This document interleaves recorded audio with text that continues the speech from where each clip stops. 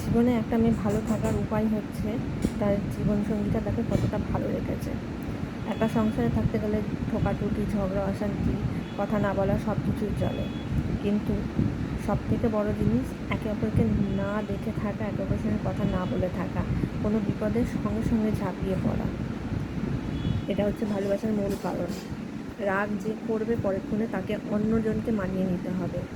একজন রাগ করলে একজনকে নরম থাকতেই হবে, তবে কি সম্পর্ক ঠিক থাকে।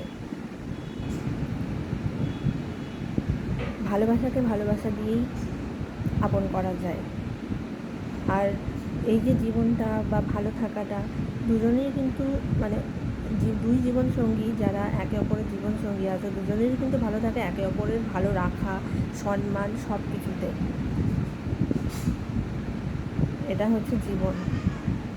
যত বেশি সম্মান একে অপরকে করবে, ভালোবাসা তত বেশি গভীর হবে। সুতরাং আমাদেরও সেই জায়গাটা সর্বদা বজায় আছে। কারণ ঝগড়া অশান্তি সব সংসারে, ঝগড়া অশান্তি না হলে ভালোবাসাটা কী করে হবে? বোঝা যায় কী করে কে কতটা ভালোবাসে। আমাদের মতো প্রচুর ঝগড়া হয়, অশান্তি হয়। যাই হোক, একে অপরকে ছেড়ে থাকতেও পারি না। আমার মানুষটা সত্যি খুব ভালো মনের মানুষ। ভালো থেকো, সবাই সবার জীবনসঙ্গীকে